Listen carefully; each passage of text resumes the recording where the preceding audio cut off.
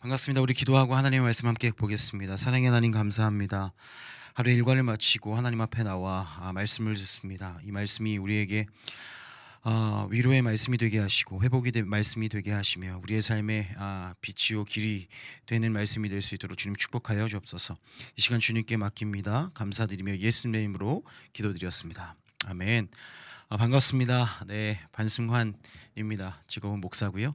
네, 목사로 불리우는 것을 굉장히 기뻐하며 살아가는 사람입니다. 이 시간 여러분들과 함께 또 예배할 수 있어서 참 너무 기쁩니다. 오늘은 열왕기상 22장 말씀을 함께 나눌 건데요. 한 절 한 절 읽으면서 그 말씀 가운데 주시는 그 하나님의 은혜를 발견할 수 있게 되길 소망합니다. 22장 1절부터 한번 읽어보시죠. 제가 읽어드리겠습니다. 아람과 이스라엘 사이에 전쟁이 없이 3년을 지냈더라. 여러분, 우리의 삶 가운데 전쟁이 없는 삶은 없습니다. 전쟁이 없는 삶을 말하면 은혜가 있는 삶을 이야기하죠. 하나님의 은혜가 이스라엘 백성들에게 3년이나 임했던 것을 보게 됩니다. 진짜 그 은혜가 주는 삶의 파급력을 아는 이는 은혜 때문에 무엇을 선택할까요? 더 기도하는 것을 선택하는 줄 믿습니다. 여러분, 이들이 이 전쟁이 그치기를 얼마나 기도했을까요? 눈물 흘리면서 은혜를 얻고자 기도했을 겁니다.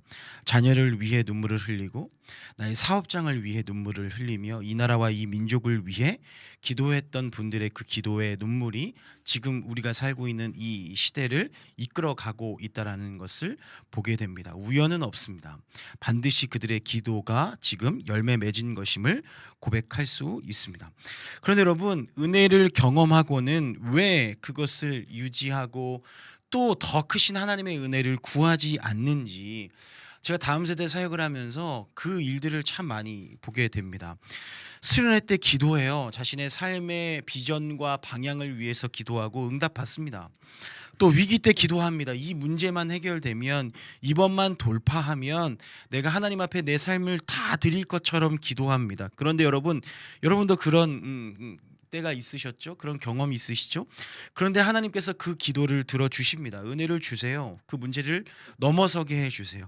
해결해 주십니다. 소망이 끊긴 곳에 소망의 빛을 비춰 주십니다. 그런데 그러고 나서 끝인 거예요. 그 은혜 받고 나서 끝인 경우가 참 많은 것 같아요.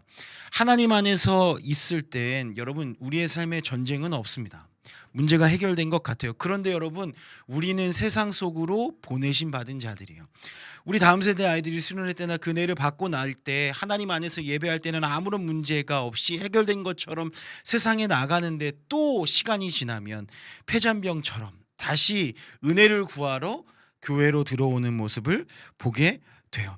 오늘 말씀에도 여러분, 그 은혜를 받았던 이스라엘 백성들에게, 이스라엘의 아합 왕에게 또 다른 은혜가 필요한 시기가 찾아옵니다. 문제가 생겨요. 2절, 셋째 해 유다의 여호사밧 왕이 이스라엘의 왕에게 내려가매. 참 이상합니다.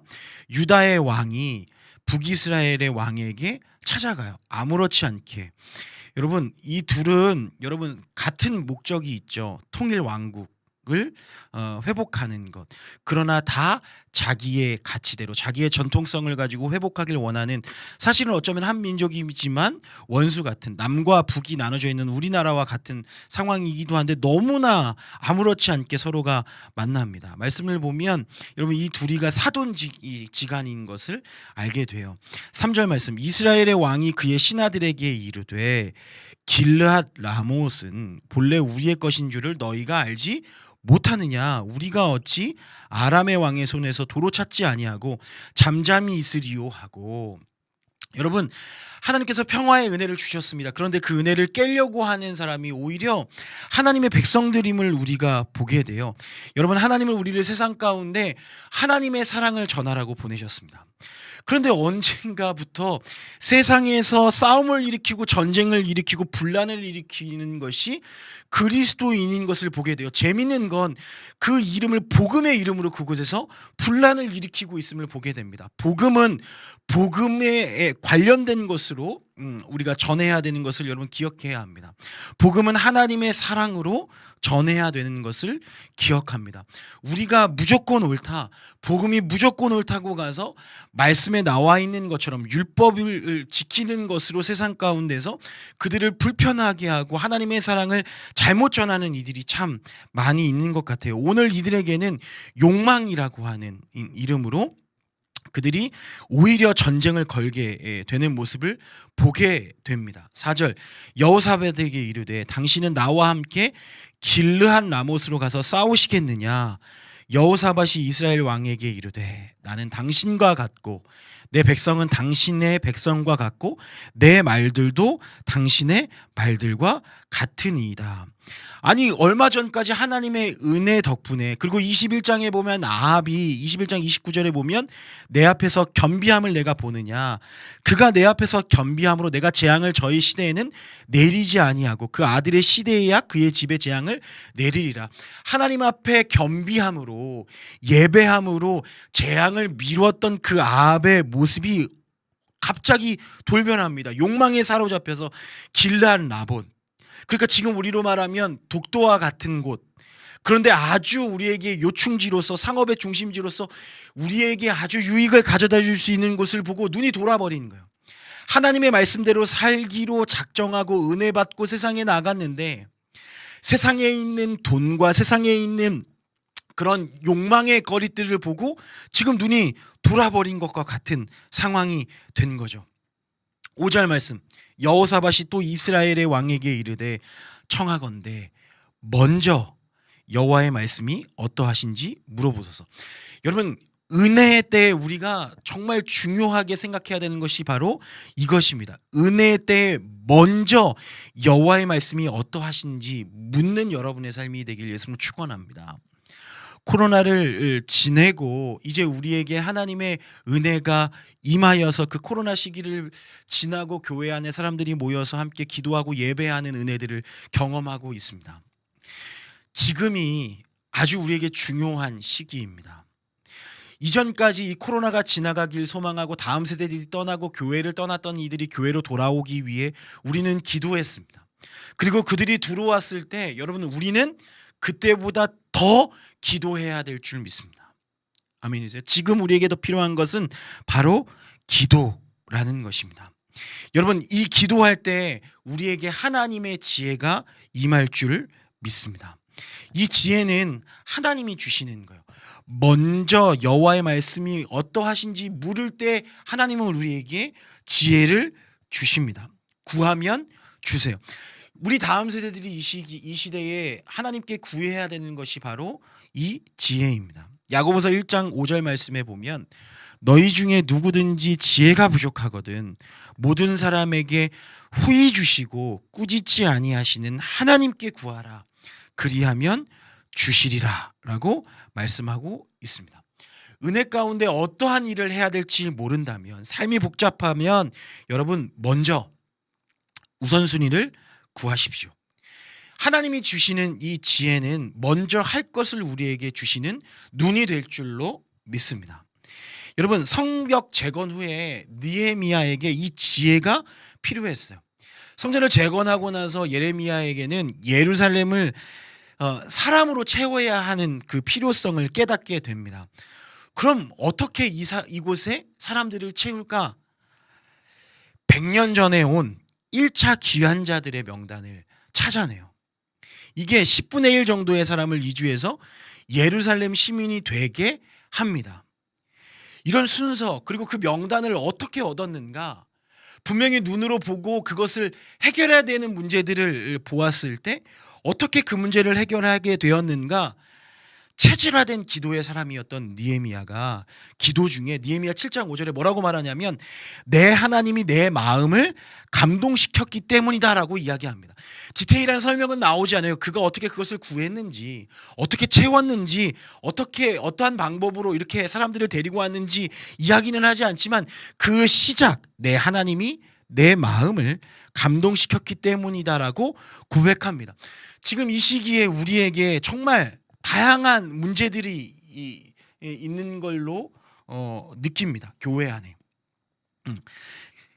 그런데 그 중에 기도는 그 문제들을 헤쳐나갈 지혜를 얻는 길인 줄 믿습니다. 기도만이 복잡하면서 단순한 돌파구를 찾아낼 수 있는 거죠. 기도하지 않으면 우리에게 문제가 생깁니다. 그건 뭐냐면 우리 4절 말씀에 봤듯이 당신과 같고, 나는 당신과 같고 내 백성은 당신의 백성과 같고, 은혜의 사람이 세상 사람들과 같아지는 거예요. 기도하지 않으면 나도 모르게 세상에 물들어져 가는 거예요.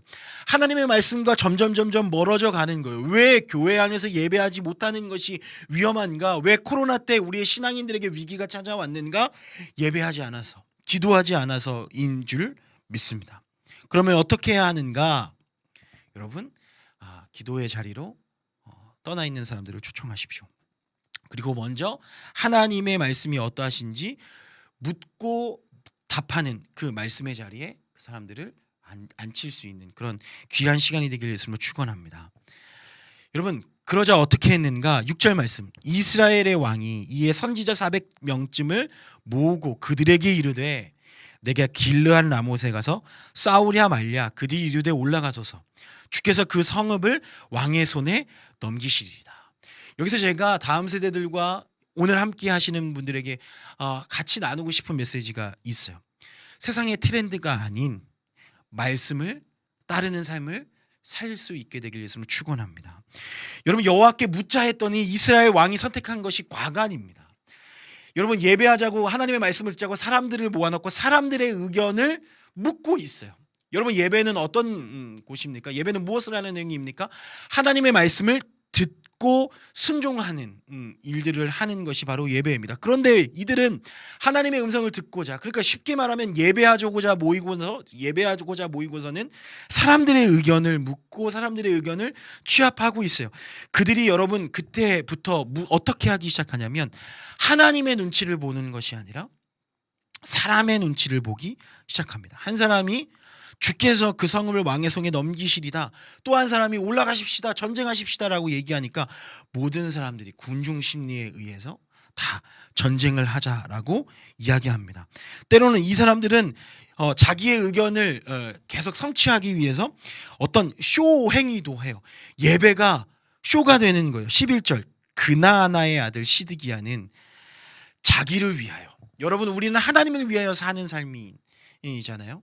하나님의 은혜를 받은 사람들은 무엇으로? 하나님의 말씀으로 하나님을 위하여 사는 사람이 되는데 이들이 어떻게 됩니까? 세상 사람들과 같아지니 여러분 그들이 가진 가치관이 변화돼 버리기 시작하는 거예요.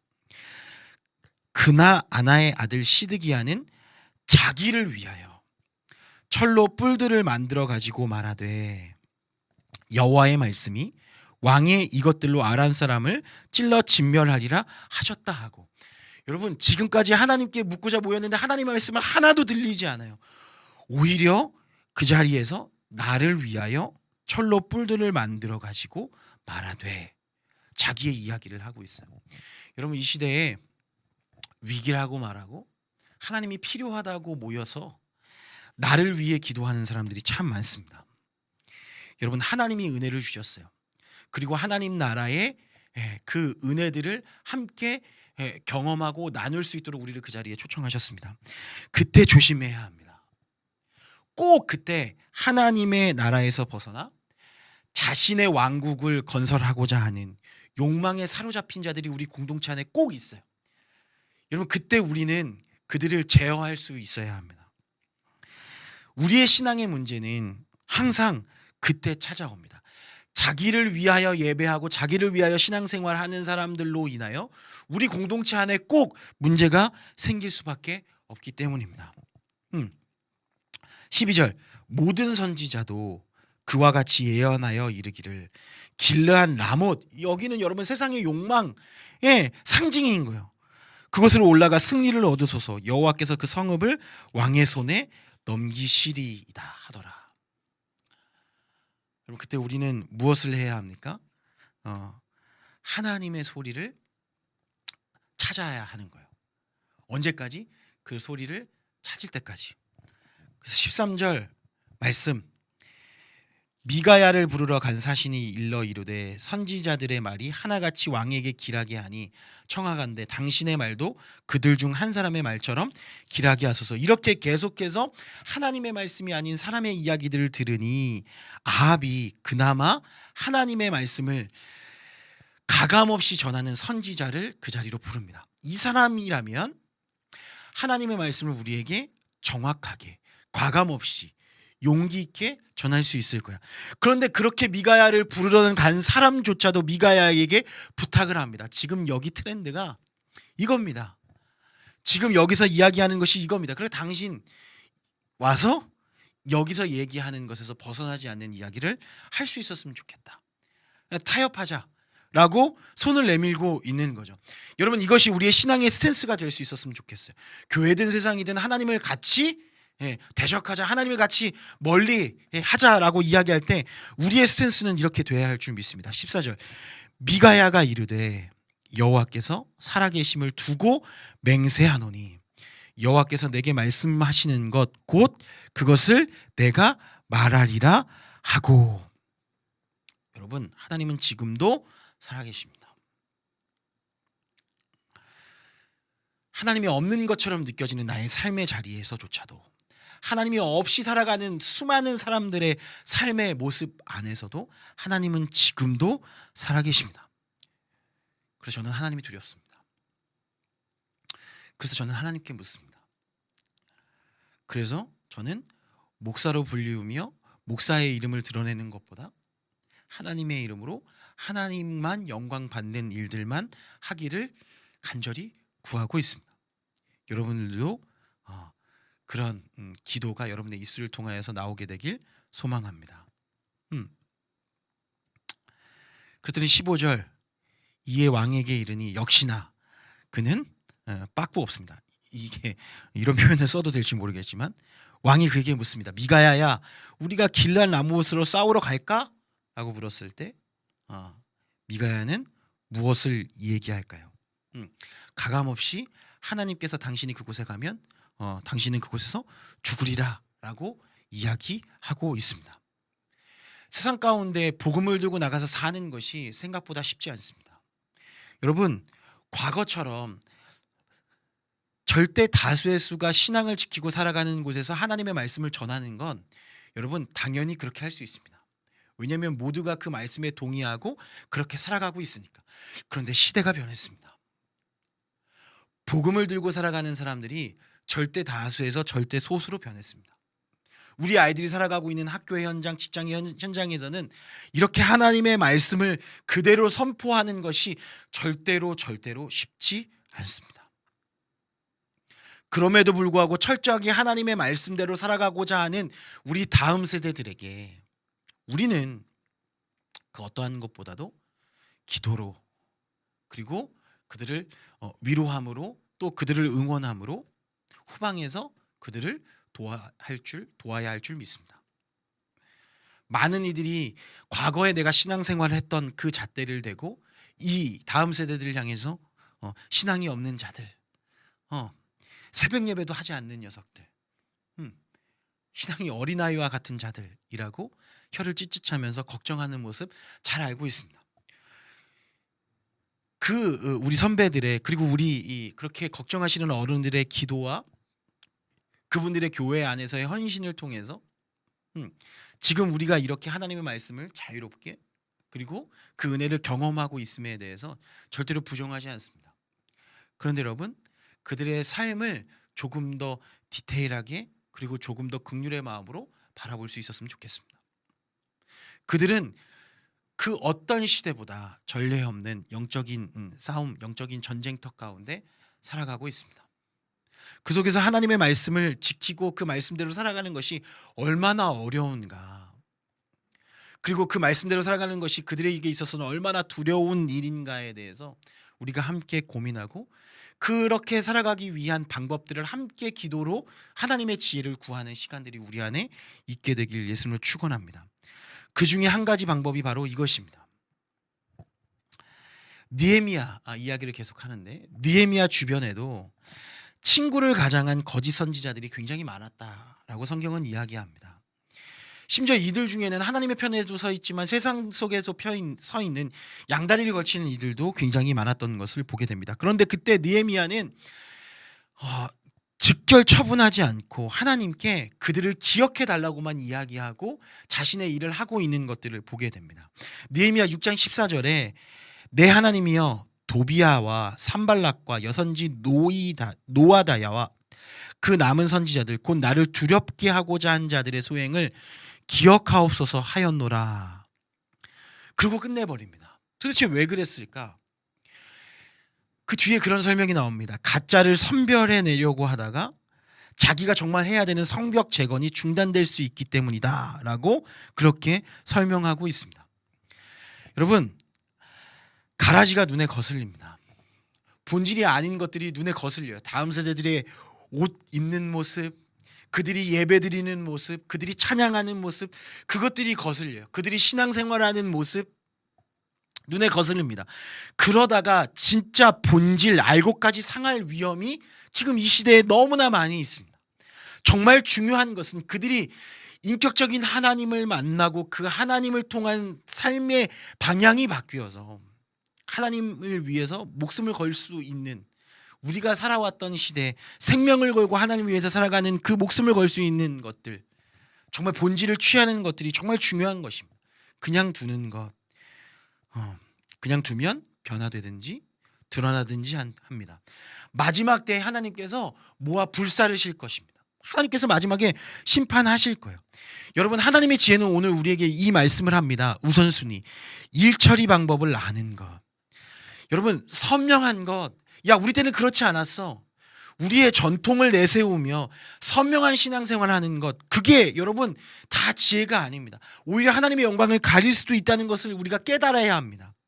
하나님이 일이 되게 하고 그들이 하나님을 만나게 하고 알곡을 살리는 것이 이 시대의 지혜인 줄 믿습니다. 흥분하지 않고 좀 더 냉철하게 여러분 이 시대를 살아가게 되길 예수님의 이름으로 축원합니다.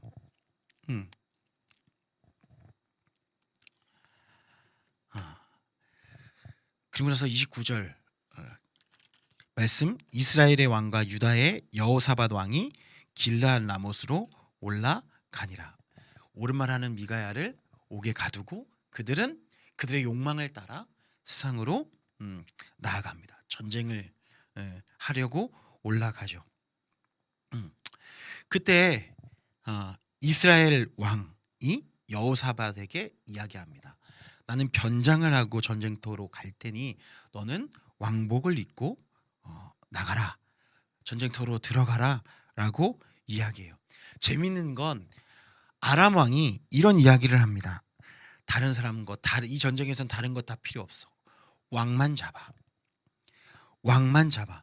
그러니까 32절, 병거의 지휘관들이 여호사밧을 보고 그들이 이르되 이가 틀림없이 이스라엘의 왕이라 하고 돌이켜 그와 싸우려 한즉, 다른 것 다 필요 없는 거예요. 왕복을 입고 있는 여호사밧을 향해서만 전쟁을 걸어두고 가고 있습니다. 그런데 놀라운 건 33절, 병거의 지휘관들이 그가 이스라엘의 왕이 아님을 보고 쫓기를 그치고 돌이킵니다.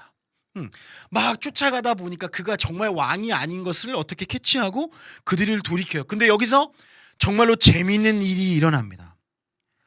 34절, 한 사람이 무심코 활을 당겨 열심히 쫓다가 허무하게 돌아오고 있는데 어떤 한 병사가 무심코 활을 당겼는데 그게 변장을 한 왕의 갑옷 솔기를 맞췄습니다. 왕이 그 병거 모는 자에게 이르되 내가 부상하였으니 내 손을 돌려 내가 전쟁터에서 나가라 하였으나, 자기가 부상을 입은 것을 알고 전쟁터에서 나가자라고 얘기했는데 그 뒤에 어떻게 됩니까? 37절, 왕이 이미 죽음에 그의 시체를 메어 사마리아에 이르러 왕을 사마리아에 장사하니라. 여러분, 여기 하나님의 지혜가 있습니다. 복잡한 이 시대 가운데 우리가 살아가는 방법이 여기에 나와 있습니다. 하나님은 약속을 지키시는 하나님입니다. 여러분, 이 말씀을 이해하려면 열왕기상 21장 말씀을 한번 볼 필요가 있습니다. 열왕기상 21장 16절, 아합은 나봇이 죽었다 함을 듣고 곧 일어나 이스라엘 사람 나봇의 포도원을 차지하러 그리로 내려갔더라. 아합은 이 나봇이 가지고 있었던 포도원을 보고 마음에 들어했어요. 그래서 나봇을 찾아갑니다. 내가 돈을 주랴? 내가 너가 가지고 싶은 모든 것을 주겠다. 그러니 이 포도원을 나에게 주라. 그런데 이 나봇의 태도가 너무나 멋있습니다. 나봇이 아합에게 말하되 3절 말씀, 내 조상의 유산을 왕에게 주기를 여호와께서 금하실지로다. 이게 뭐예요? 말씀을 붙잡고 살아가는 사람의 모습이에요. 세상에 그 어떠한 것도 말씀보다 소중한 것은 없어 라고 하는 태도인 거죠. 그랬더니 이 아합의 아내인 이세벨이 그를 쳐 죽이게 합니다. 그가 죽자 아합은 바로 그 포도원을 가지려고 그리로 내려가는 거예요. 이게 세상의 욕망에 사로잡힌 자들의 전형적인 모습입니다. 그런데 여러분, 교회 안에도 이런 사람들이 있어요. 분명히 있습니다. 그때 17절 여호와의 말씀이 지셋 사람 엘리야에게 임하여 이르시되, 엘리야에게 이야기합니다. 18절 너는 일어나 내려가서 사마리아에 있는 이스라엘 아합 왕을 만나라. 그가 나봇의 포도원을 차지하러 그리로 내려갔더니, 하나님은 다 알고 계시는 거예요. 우리가 지금 예배하지만 우리 안에 속마음, 자기를 위하여 기도하는, 하나님의 이름을 빌려 신앙 종교를 빌려 자기를 위하여 나만의 왕국을 세우려고 하는 모든 이들의 마음을 하나님은 알고 계세요. 그것을 그냥 모른 척하는 어른들도 있습니다. 그것을 그냥 모른 척하는 사역자들도 있습니다. 우리는 하나님의 말씀을 그대로 다음 세대들에게 전해야 합니다. 우리에게 필요한 것은 하나님의 말씀대로 생명 걸고 살아가는 하나님의 백성들인 줄 믿습니다.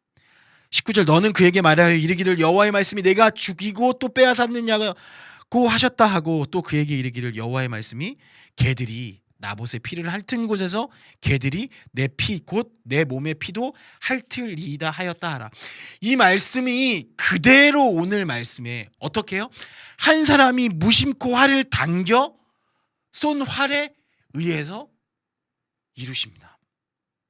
아합은 가지고 싶은 것을 갖기 위해서 치밀하게 전략을 짜고 정말 최선을 다해서 열심히 해도 갖지 못하는데, 하나님의 약속은, 하나님은 한 사람의 무심코 당긴 활을 통해서도 하나님의 약속을 이루시는 분이시라는 거예요. 여기서 무심코라는 히브리어 단어가 톰이라고 하는 단어입니다. 우리가 무심코 한 행동이지만 이 톰이라고 하는 단어는 온전한이란 뜻으로 번역되어 있어요. 여러분, 하나님의 온전한 뜻을 이루는 데에는 우리의 온전한 계획, 노력이 필요한 게 아닙니다. 많은 이들이 잘못 가리키고 있어요. 우리가 최선을 다해서 노력해서 좋은 대학에 가고 좋은 것들을 취하고 있을 때 하나님께서 그것을 통해서 영광 받는 것이 아닙니다. 그것을 통해 기뻐하시는 것이 아닙니다. 나만 기쁘지, 부모님만 기쁘지. 여러분, 온전한 하나님의 뜻에 순종하는 것, 그리고 아주 작은, 그리고 무심코 그 말씀에 순종하며 살아가는 삶이 온전한 하나님의 뜻을 이루는 길일 수도 있는 것입니다. 중요한 건 그것이 하나님의 뜻인가 아닌가, 그 기준을 발견해내는 것, 그 하나님의 말씀을 아는 것이 중요한 것입니다. 세상과 같아지려 하는 우리의 모습을 반성해야 합니다. 하나님이 은혜를 주셨습니다. 그 은혜 때문에 우리가 너무 그 은혜에 취해서 세상과 같아지려고, 세상의 욕망이 커 보이는 거예요. 차라리 전쟁 때는 세상의 것이 보이지 않습니다. 그냥 생존이 목적이니까 하나님께 그냥 울부짖고 짖었는데 오히려 그때가 더 낫다니까요. 제가 개척하고 9년 10년이 돼가는데 개척 이후에 제 삶은 우상향화됩니다. 돼가고 있습니다. 더 풍족하고 더 은혜가 넘치는 삶을 살아가고 있습니다. 그런데 지금 되돌아보면 오히려 하나님 앞에 아무것도 없을 때, 개척하고 그냥 맨 땅에 헤딩하면서 하나님 앞에 울부짖고 매일매일 새벽마다 올라가 하나님을 찾을 때가 더 행복하고 평안한 삶을 살았던 것을 고백할 수 있습니다. 그때가 더 좋았습니다. 왜 그렇습니까? 많으면 많을수록 세상에 있는 것들이 더 보입니다. 내 수중에 돈이 많으면 많을수록 세상에 누릴 것들이 더 많아집니다. 그것을 보는 시간만큼 하나님을 보는 시간이 줄어드는 것이 저는 두렵습니다. 목사인 나조차도 이것을 컨트롤하는 것, 그래서 성령의 열매 중에 제일 마지막 절제가 가장 어려운 것입니다. 셀프 컨트롤. 내가 내 신앙으로 세상에 있는 것과 하나님의 것을 맞추는 그 균형 감각, 그게 정말로 어렵습니다. 그런데 지금 어쩌면 우리 다음 세대를 가리키는 우리 교회에서는 그 균형을 깨트려 버리고, 지금은 너희들 세상과 똑같이 나가서 경쟁해라, 공부해서 그것들을 취해라, 그리고 나서 그것을 가지고 하나님께 영광 돌리라 라고 이야기하는 세상의 이야기, 부모의 이야기에 동조해서 가만히 그냥 내버려 두고만 있지는 않은지 저는 너무나 안타깝습니다. 많은 이들이 얘기합니다. 세상에 나가 있는 사람들의 신앙을 다 무너뜨리고 다시 그곳에서 새 성전을 얻어야 된다고. 제가 오늘 어떤 영상을 봤는데 재밌는 건, 여러분, 사역자들이 그 무너뜨리는 현장에 없습니다. 저 멀리서 다칠까봐, 행여 자기 시킬까봐 멀리서 그거 무너뜨려야 돼, 그거 내버려둬야 돼, 그거 버려야 돼 라고 얘기하면서 멀리서만 외치고 있지, 정작 세상에서 치열하게 살아가고 있는 그 삶의 현장, 그들의 삶의 현장 곁에는 아무도 없음을 보게 됩니다. 제가 감히 얘기하건대 아무런 영향력을 끼칠 수 없습니다. 세상에서 이야기하는 그 이야기들보다 그들에게 더 크게 들리지 않습니다. 지금은 마지막 때입니다. 치열하게 싸워 살아가는 그들 옆에 바짝 붙어서 같이 무너뜨리면서 같이 그 옆에서 소리쳐야 들릴까 말까입니다. 이들도 결국에는 그렇게 소리쳐 이야기했음에도 불구하고 전쟁터로 갔습니다. 여러분, 이렇게 복잡할 때는 하나님의 손을 빌리는 것이 정답입니다. 하나님이 하시면 복잡하고 뭐 아무것도 필요 없습니다. 하나님은 하십니다. 38절, 그 병거를 사마리아 못에서 씻음에 개들이 그의 피를 핥았으니 여호와께서 하신 말씀과 같이 되었더라. 거기는 창기들이 목욕하는 곳이었더라. 여러분, 그리고 39절 말씀을 여러분들에게 정말 꼭 해주고 싶었어요. 이 말씀 한번 보십시오. 아합의 남은 행적과 그의 행한 모든 일과 그가 건축한 상하군과 그의 건축한 모든 성읍은 이스라엘 왕 역대지략이 기록되지 아니하였느냐. 여러분, 우리가 하나님 없이 한 모든 이 땅에서의 행적들은 기록되지 않습니다. 분명 그들은 하나님의 이름으로 하나님을 위해서 한다고 상하군과 모든 것들을 자신의 인생 가운데 건축했지만 그곳에 하나님이 일하시지 않았다면 어디에도 기록되지 않습니다.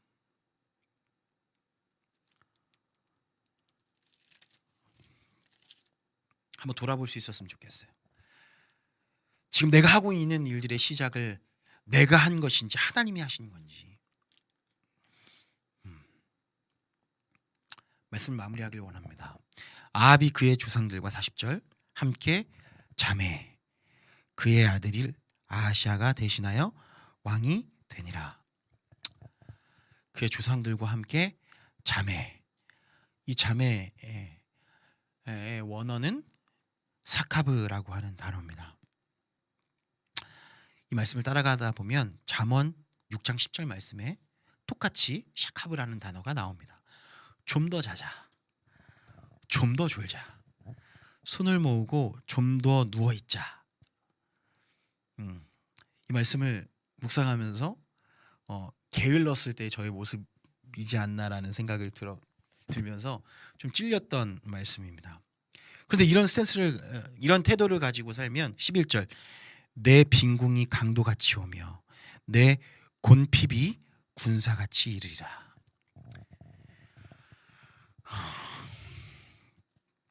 굉장히 두려운 말씀이죠. 여러분, 강도같이 내 삶 가운데 임하고 곤핍이 군사같이 이르는 이 삶, 잠드는 삶, 조는 삶을 벗어나게 되길 예수님은 축원합니다. 어떻게 하면요? 시편 34편 9절 말씀, 너희 성도들아 여호와를 경외하라. 그를 경외하는 자에게는 부족함이 없도다.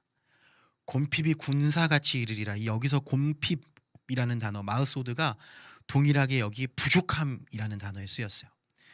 곰핍이 군사같이 이르지 않으려면 여호와를 경외하라. 아까 서두에 이야기 드렸던 것처럼 여러분 여호와를 경외하십시오.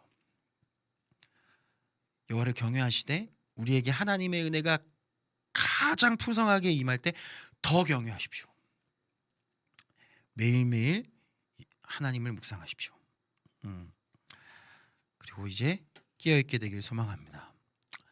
여러분 말씀 밖에 있으면 우리의 삶에 별 감동이 없습니다. 그런데 여호와를 경외함으로 그 말씀이 내 안에 들어오면 여러분 눈물이 나오게 돼 있어요. 말씀이 내 내면, 내 감정을 정복한 거죠. 말씀이 날선검이 되어서 내 속을 후벼 파는 겁니다. 그러한 작업이 있을 때 우리가 하나님의 것을 분별할 수 있어요. 하나님의 말씀은 살아있고 활력이 있어 좌우의 날선 어떤 검보다도 예리하며 혼과 연과 및 관절과 골수를 찔러 쪼개기까지 하며 또 마음의 생각과 뜻을 판단하나니 아무것도 모를 때 그 말씀이 우리의 생각과 우리의 뜻을 하나님의 쪽으로 이끌 것입니다. 내 안에 들어온 말씀은 나를 찌릅니다. 나를 쪼갭니다. 나를 판단하고 조명하고 내명을 칩니다. 이 작업이 너무나 힘들고 어려운 작업이기에 너무나 내 삶에 불편한 작업이기에 이 일들을 미루고 계시다면 다시 옛 자아를 죽이고 새 사람이 되도록 이 일들을 선행하십시오. 말씀이 내 안에 들어오면 풀이 됩니다. 내 피가 막 욕망에 사로잡혀서 그것들을 취하기 위해서 내 피가 들끓는 것이 아니라 내 심령이 하나님의 말씀으로 뜨거워진 줄 믿습니다. 견딜 수 없습니다. 하나님을 위해서 사는 삶을 멈출 수 없습니다. 예레미야 20장 9절 내가 다시는 여호와를 선포하지 아니하며 그의 이름으로 말하지 아니하리라 하면 나의 마음이 불붙는 것 같아서 골수에 사무치니 답답하여 견딜 수 없나이다. 예전에는 나의 명성을 위해서 사역했습니다. 예전에는 내가 높아지기 위해서 사역했습니다. 지금은 아무것도 필요 없습니다. 이 일이 나에게 득이 되지 않아도 됩니다. 왜냐하면 내 마음은 이미 성령님으로 인해서 불붙었기 때문입니다. 전하지 않으면 답답하기 때문입니다. 이 말씀이 여러분들에게도 전해질 수 있었으면 좋겠어요. 성령은 마음을 여십니다. 말씀이 안으로 들어오게 하십니다. 그때 우리 안에 성령의 불이 붙습니다. 그게 바로 말씀의 능력입니다. 말씀은 사람도 움직이게 합니다. 오늘 말씀을 다시 한번 묵상하면서 하나님의 편으로 다시금 돌이키는 우리의 삶이 되길 예수님의 이름으로 축원합니다. 감사합니다.